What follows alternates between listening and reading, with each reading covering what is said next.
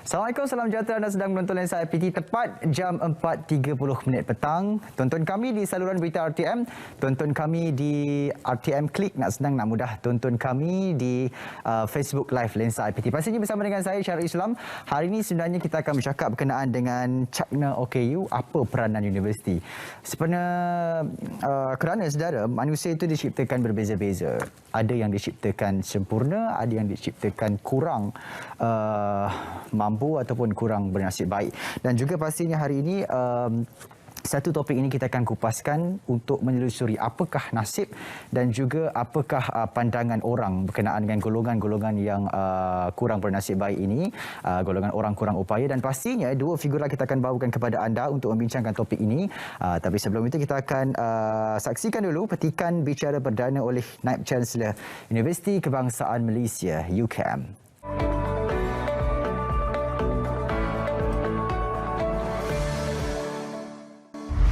Kita mahu mencapai kecemerlangan dengan menyeluruh, meliputi semua lapisan masyarakat di universiti tanpa mengira pangkat dan kebolehan. Di universiti kita ini ada juga rakan-rakan yang terdiri daripada orang kurang upaya yang tidak pernah sekalipun kita pinggirkan. Bagaimana warga UKM menyantuni sahabat OKU kita ini? Justru kebitaraan UKM sebagai sebuah universiti watan yang prihatin dan mesra OKU dapat dizahirkan dengan memperkasakan potensi OKU. UKM komited untuk memperkukuhkan hak golongan ini seiring dengan aspirasi universiti ke arah mencapai kampus inklusif OKU. Antara prakarsa UKM adalah mencungkil, memantapkan serta mengembangkan potensi diri dan bakat warga OKU ke arah kecemerlangan akademik dan kerjaya. UKM kini mempunyai 44 orang pelajar OKU dalam pengajian prasiswazah dan siswazah. Manakala bagi kaki tangan OKU, UKM telah melantik seramai 22 orang kaki tangan. Ini menunjukkan UKM komited untuk meningkatkan bilangan kaki tangan OKU selaras dengan dasar OKU dalam perkhidmatan awam. Selain itu, usaha juga dilakukan untuk menyediakan infrastruktur yang kondusif dan perkhidmatan mesra OKU.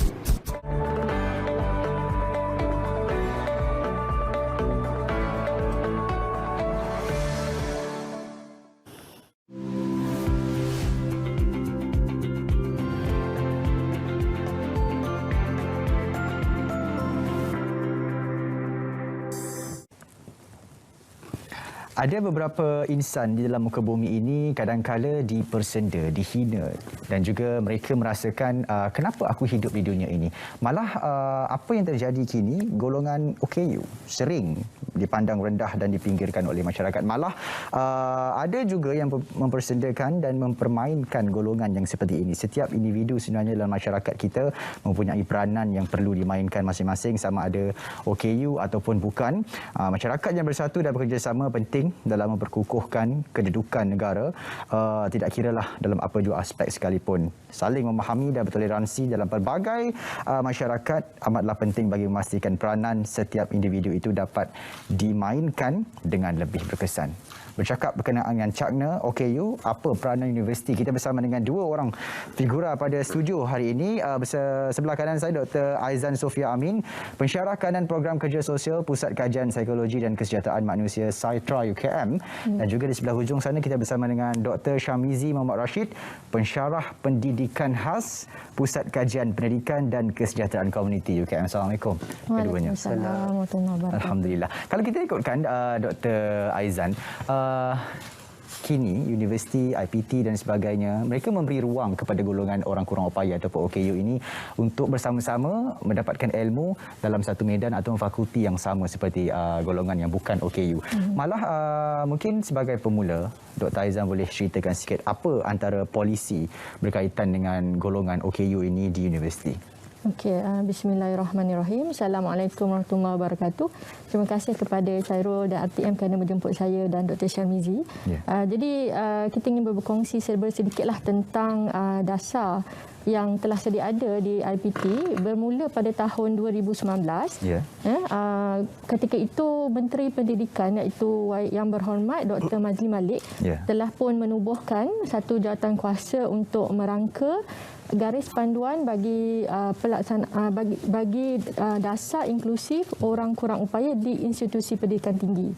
Jadi pada waktu itu ia diketuai, jawatankuasa itu diketuai oleh Prof. Dr. Rozita Muhammad Amin daripada UIA yang sekarang ini merupakan pengarah bagi unit perkhidmatan OKU di UIA dan juga Datuk Yusri Anwar yang merupakan Major General ATM, masa itu tentera, terlibat bersama saya dan rakan-rakan yang lain untuk membantu Kementerian Pendidikan bagi merangka garis panduan dasar inklusif OKU di IPT.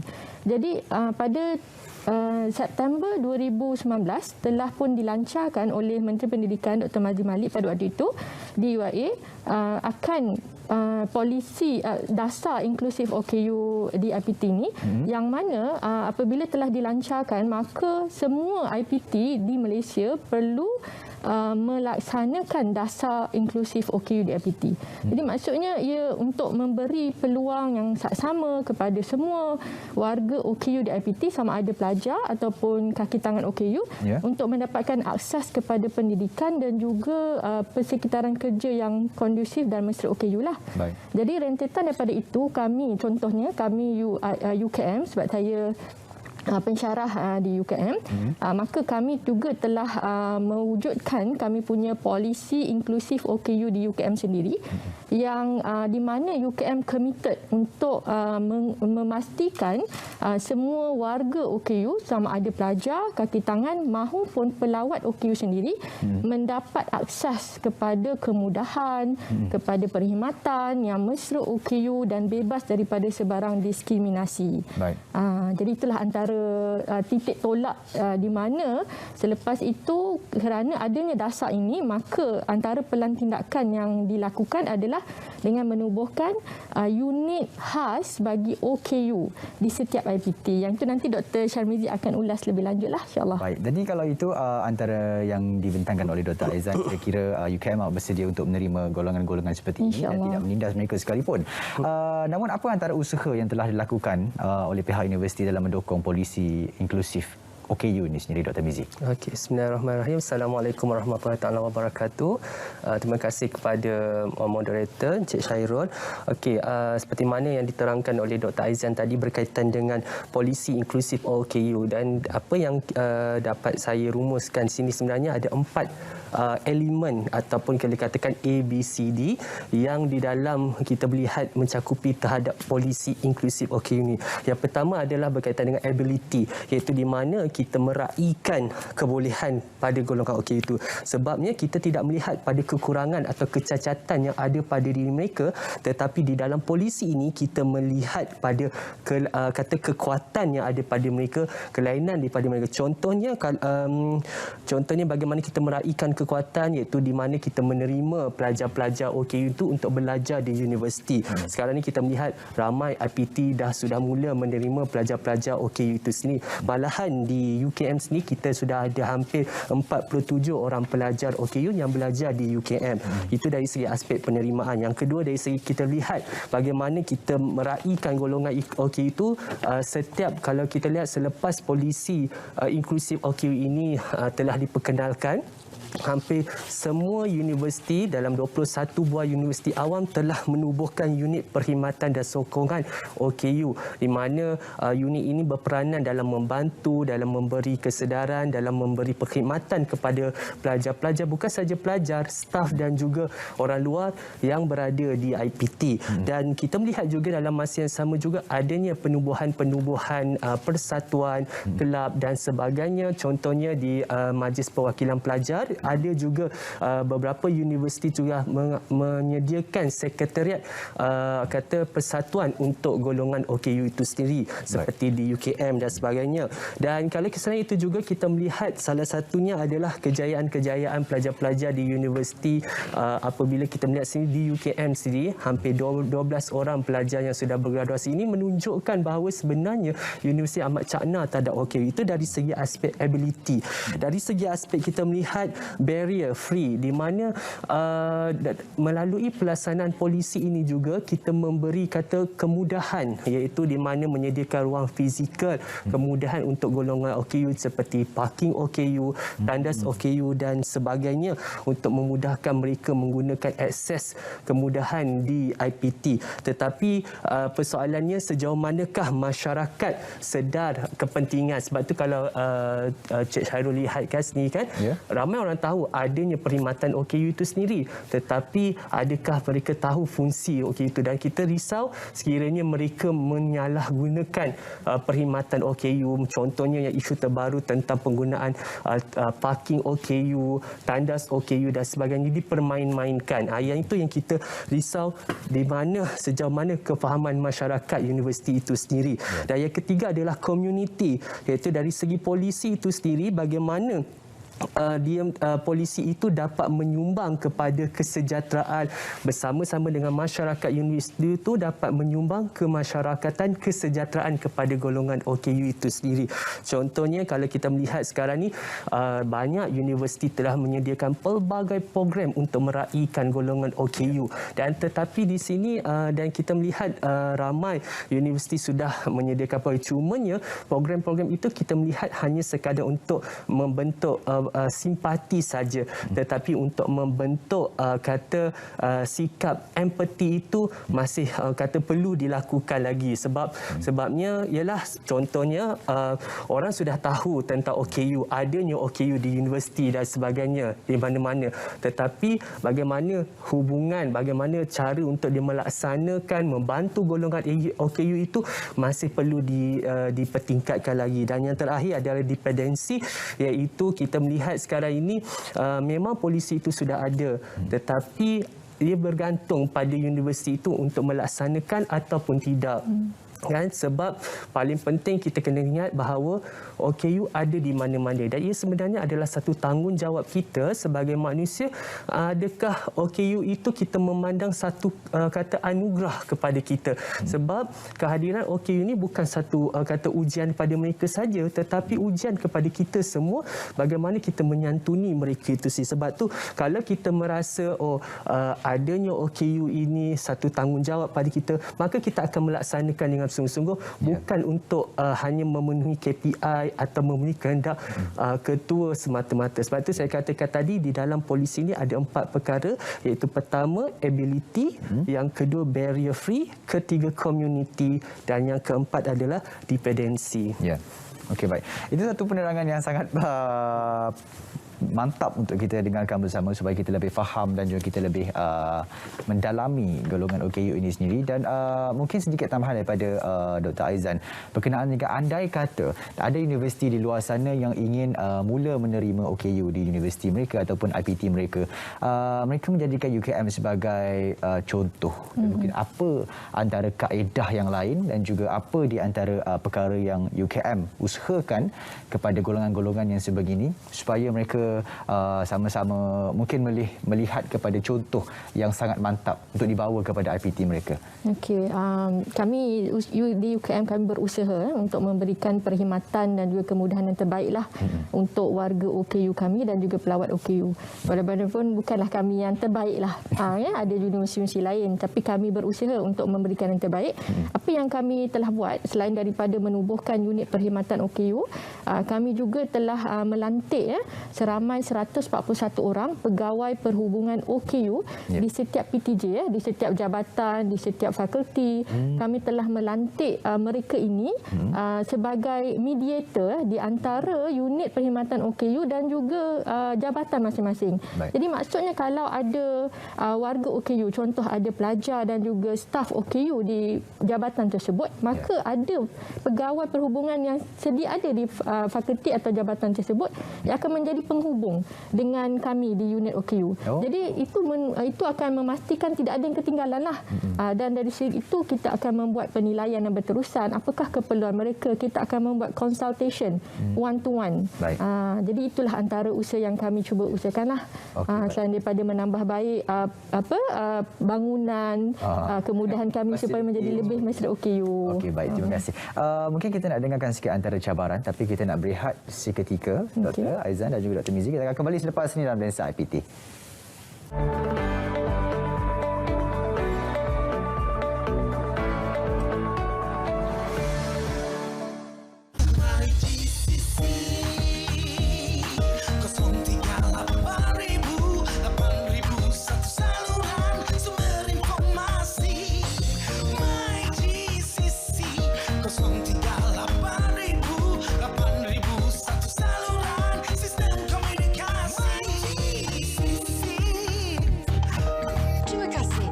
Hubungi 03 8000 8000 Malaysia Government Call Center.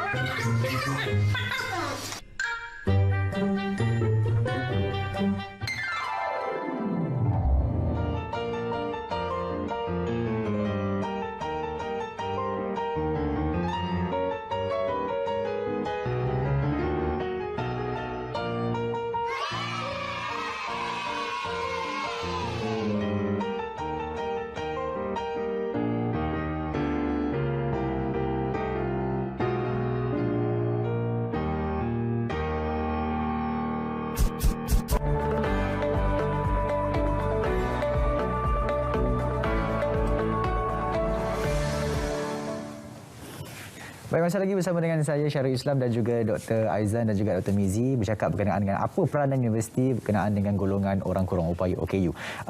Tadi kita ada berhenti berkenaan dengan usaha yang dilakukan oleh UKM, namun setiap usaha itu pasti ada cabarannya, Doktor. Mungkin boleh Doktor terangkan sikit berkenaan dengan cabaran dalam melaksanakan polisi inklusif bagi golongan OKU itu sendiri. Okey, terima kasih. Ini soalan yang sangat saya tunggulah. Bila kita dalam usaha ialah untuk menaik taraf, memastikan bahawa hak keperluan pelajar dan juga kaki tangan OKU itu terbela. Jadi memang ada banyak cabaran. So antara yang saya boleh sebutkan di sinilah, kalau nak sebut nanti bukan esok pun tak habis cabaran ni kan. Jadi antara 4 lah yang utama yang saya lihat yang perlu diketengahkan. Yang daripada pengalaman saya sendiri, saya juga merupakan pengerusi jawatan kuasa pelaksanaan polisi inklusif OKU ini. Jadi saya bertanggungjawab untuk dan rakan-rakan jawatan kuasa kami memastikan bahawa polisi inklusif OKU di UKM dapat dicapai menjelang 2023. Jadi besar tanggungjawab tu kan. Jadi antara cabaran utama yang kami hadapi adalah yang pertama dari segi infrastruktur. Kita tahu bila kita nak menyediakan kemudahan yang mesra OKU, ia melibatkan penambahbaikan naik taraf bangunan-bangunan kami yang seperti kita tahu UKM telah pun 50 lebih tahun ditubuhkan, maka bangunan-bangunan adalah bangunan lama. Pada ketika ia dibina belum ada lagi kesedaran tentang OKU. Maka bangunan-bangunan student tu perlu dinaik taraf untuk menjadi mesra OKU. Jadi itulah antara isu utama kami, yang mana banyak bangunan-bangunan kami masih lagi belum mesra OKU, dan kami dalam perancangan untuk melakukan audit akses ke seluruh bangunan UKM, dan kampus kami ada kampus Kuala Lumpur, kampus Bangi yang utama. Jadi ini mengambil masa untuk kami mengadakan audit akses di seluruh bangunan, dan kemudian akan menghasilkan satu pelan akses OKU di UKM lah. Baik. Jadi di situ kita dapat menambah baik selepas itu. Itu yang pertama. Dan bila kita sebut tentang nak menaik taraf, ia memerlukan kos. Jadi yang kedua, cabaran kami adalah dari segi kewangan. Itu yang paling besar sebenarnya. Ya, paling besar. Jadi kalau kita nak menyediakan kemudahan, kita nak menyediakan perkhidmatan, contohnya perkhidmatan jurubahasa isyarat pun, ia memerlukan kos juga. Jadi kalau begitu memang kita memerlukan keuangan, peruntukan keuangan. Dan kita tahu apabila telah ada polisi inklusif ini, maka kita juga memerlukan peruntukan keuangan yang khususlah. Yeah. Jadi kami juga ingin meminta mungkin pihak Kementerian Pendidikan Tinggi boleh membantu IPT dengan mungkin memberikan peruntukan kewangan khas bagi membantu IPT menaik taraf kemudahan mereka, dan juga menyediakan kemudahan yang mesra OKU, kerana ia bukan boleh disediakan tanpa peruntukan kewangan lah. Jadi itu kekangan yang dan cabaran yang kami hadapilah. Dan seterusnya, yang ketiga adalah dari segi sistem pengambilan pelajar itu sendiri. Baik. Dan kita tahu mungkin pada tahun lepas agak viral jugalah, di mana sistem UPU pengambilan pelajar di IPT diperkenalkan program mesra OKU. Jadi dalam program mesra OKU di mana ada program-program yang telah pun ditandakan sebagai mesra OKU. Jadi kalau pelajar itu tidak memenuhi kriteria yang diletakkan, contohnya mungkin program itu mengatakan mereka tidak bersedia untuk menerima pelajar OK fizikal. Maka bila pelajar OK fizikal, mereka dah ada status sebagai pelajar OKU. Bila mereka mereka tidak boleh memilih program yang telah ditandakan sebagai tidak mesra OKU. Jadi itu sebenarnya menjadi satu halangan, diskriminasi sebenarnya. Baik. Di peringkat awal, saringan kita telah menidakkan hak dan juga peluang mereka untuk memilih kursus-kursus yang mereka minat. Kerana mereka telah dikatakan tidak boleh memenuhi syarat program tersebutlah, kerana kekurangan upaya mereka. Jadi itu yang kita lihat antara cabaran yang memberi kita cabaranlah di peringkat IPT. Kita ingin menerima pelajar tersebut, tetapi apabila mereka telah disaring peringkat awal di UPU, itu menyebabkan ada sebahagian pelajar OK tidak dapat memohon kursus yang mereka inginkanlah. Dan yang terakhir, yang keempat, dari segi kefahaman dan juga kesedaran warga kampus itu sendiri.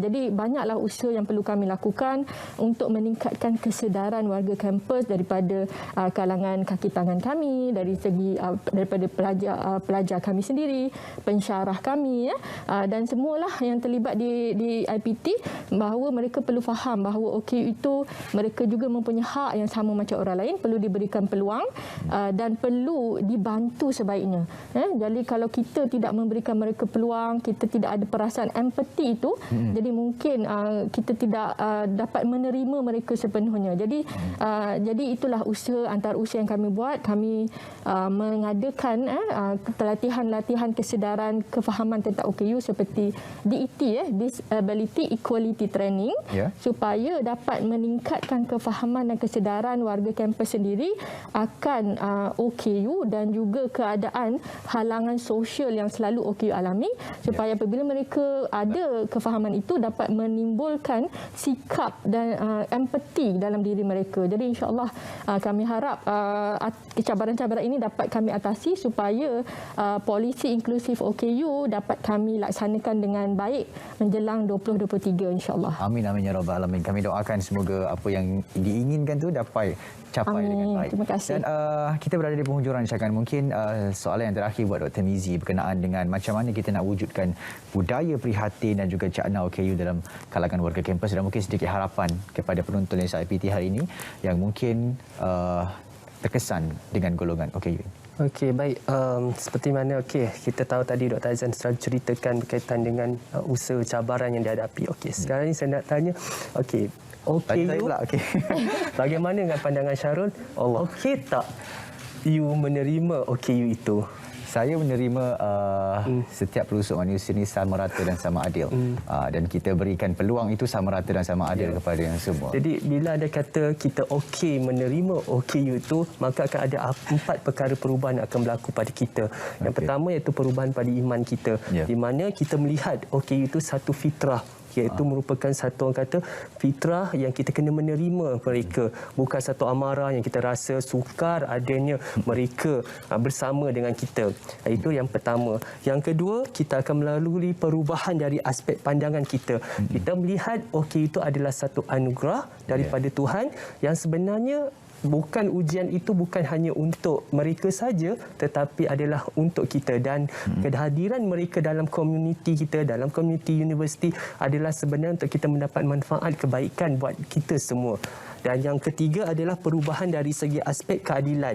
Bukan kita hanya kata seperti mana Dr. Aizan kata tadi, semua kena sama. Nak exam, peperiksaan pun semua kena sama. Tetapi kita meraihkan kepelbagaian. Contoh kalau anda kata di dalam kelas, apa semua, jika ada pelajar pekak, takkan kita nak katakan perlu pandai bahasa isyarat, tidak semestinya. Mungkin meraihkan kepelbagaian dengan menyediakan slide yang kata bahan-bahan visual dan sebagainya, meraihkan kekuatan yang ada pada mereka. Dan ketiga, yang terakhir adalah perubahan pada keupayaan, iaitu kita melihat kekuatan yang ada pada diri mereka, apakah yang kita boleh raihkan kekuatan, menerima mereka dalam masyarakat kita. Sebab itulah saya katakan tadi pada Syed, adakah anda okey tak menerima OKU itu sendiri? Kalau kita okey, maka 4 perubahan ini akan berlaku dalam diri kita dan kita dapat melaksanakan bagi mewujudkan inklusif di dalam masyarakat kita terhadap OKU itu sendiri. Okey, baik. Terima kasih. Kita ingin ucapkan kepada Dr. Aizan dan juga Dr. Mizi kerana sudi meluangkan masa bersama dengan kita pada hari ini di Lensa IPT. Apa-apa pun rangkuman daripada perbincangan kita pada hari ini, tidak kira pangkatnya macam mana apa, darjatnya macam mana ke, umurnya jantina ke, hormatilah mereka kerana mereka juga manusia. Bagaimana kita nak orang hormat kita, macam kita kena hormat orang juga. Dan juga tidak guna ilmu yang tinggi, anda tidak ada adab yang tinggi. Maka dengan itu menutup Lensa IPT hari ini dengan kata-kata dan juga perbincangan yang sangat mendalam bersama dengan Dr. Aizan dan juga Dr. Syamizi berkenaan dengan Cakna OKU. Moga-moga apa yang disampaikan itu dapat masuk ke hati dan juga kita sama-sama amalkan sampai bila-bila. Jangan lupa tonton Lensa IPT setiap hari Sabtu jam 4.30 petang bersama dengan saya Syarul Islam. Assalamualaikum, kita berjumpa lagi.